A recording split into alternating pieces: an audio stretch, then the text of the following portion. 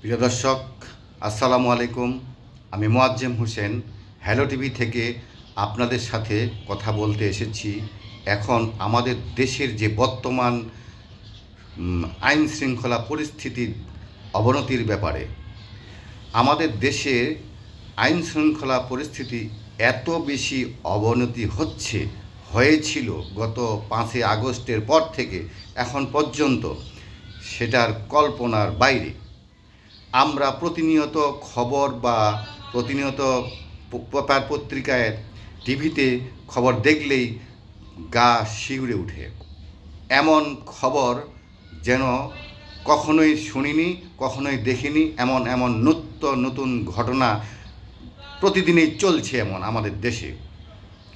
খবরে প্রকাশ, গত পরশুদিন কুমিল্লার চান্দিনায় একজন সমাজকর্মী, এনজিও কর্মী, একজন পুরুষ এবং একজন এনজিও কর্মী মেয়েকে ধরে নির্জন বাগানে নিয়ে গেছেন এবং সেখানে পুরুষটিকে বেঁধিয়ে রেখে মেয়েটিকে নগ্ন করেছেন এবং সেটি ভিডিও করেছেন। এই যখন ভিডিও করার অভ্যাস, এটাও কি একটা মব না? এই যে ঘটনা যারা ঘটালো, এখন কারা করছে এই সময়ে? এখন তো ছাত্রলীগ নেই, যুবলীগ নেই, তাহলে এখন কারা এসব করে বেড়াচ্ছে সারা বাংলাদেশে?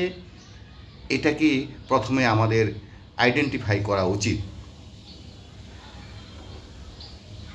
যারা করছে তারা বিভিন্ন অপকর্ম করেই চলছে, আর এই অপকর্মগুলো এমন নিখুঁতভাবে এমন সাজিয়েই করছে যে আমাদের চোখের সামনে কিছু ধরা পড়ছে আর কিছু ধরা পড়ছে না।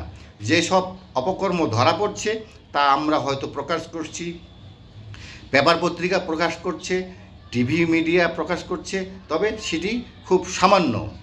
গত 1 মাস আগেও এসব প্রকাশ করা যায়নি।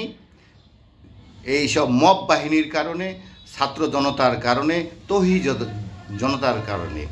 তৌহিদি জনতা আমরা কিছু করলেই এসে হুমড়ি খেয়ে পড়ে।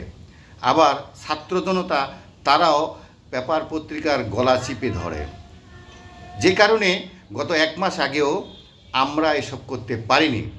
এখন কিছুটা হলো স্বাধীনভাবে এসব প্রকাশ করছি, কারণ দেশটা আমাদের।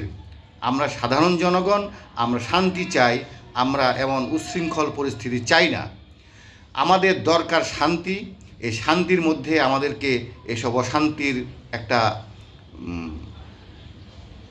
জ্বালা যন্ত্রণা, এই জ্বালা যন্ত্রণা থেকে আমাদের সবাইকে মুক্তি পেতে হবে। কারণ সাধারণ মানুষ এখন সন্ধ্যার পরে বাসা থেকে বের হতে ভয় পায়। সাধারণ মানুষ একটু বাইরে বের হলেই ভয় পায়। এই যে ভয়, এই ভয়টা কিন্তু ঢুকিয়ে দিয়েছেন ছাত্র জনতা আর তৌহিদি জনতা। সেই সাথে 5ই আগস্টের আগে ছিল সমন্বয়ক, বিএনপি জামাত সমন্বয় করে এই যে আমাদের সাধারণ মানুষকে ভয় ভীতি দেখিয়ে এমন কাণ্ডটি ঘটিয়েছেন, তার রেশ এখন পর্যন্ত রয়ে গেছে। আর আমাদের সাধারণ জনগণের মধ্যে ভয় রয়ে গেছে, তাদের যে অভ্যাস, সেই অভ্যাসটাও রয়ে গেছে। তারা এখন সেই অভ্যাসের কারণে নিয়মিত একটা না একটা ঘটনা ঘটিয়েই চলছে। এই ঘটনার শেষ কোথায় হবে, কিভাবে চলবে, এটা আমরা জানি না। সরকার দেখেও দেখছে, দেখেও দেখে না।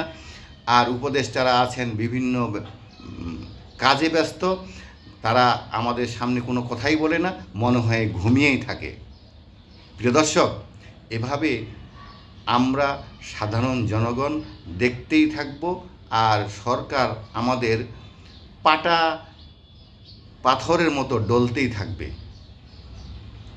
এই রমজান মাসে আমরা দেখি কত রকমের অত্যাচার অনাচার, শিশু ধর্ষণ পর্যন্ত আমরা শুনি এই রমজান মাসে। তাহলে সেই শয়তানদেরকে কি আল্লাহ বেঁধে রাখেনি? এটা বলাটা যদিও আমার ঠিক না, কিন্তু প্রশ্নটা থেকেই যাচ্ছে। আল্লাহ এই সব শয়তানদের হেফাজত করুক। আমরা ভালো থাকি, আপনারা ভালো থাকবেন, আমার জন্য দোয়া করবেন, আমার চ্যানেলটি সাবস্ক্রাইব করবেন। আসসালামু আলাইকুম।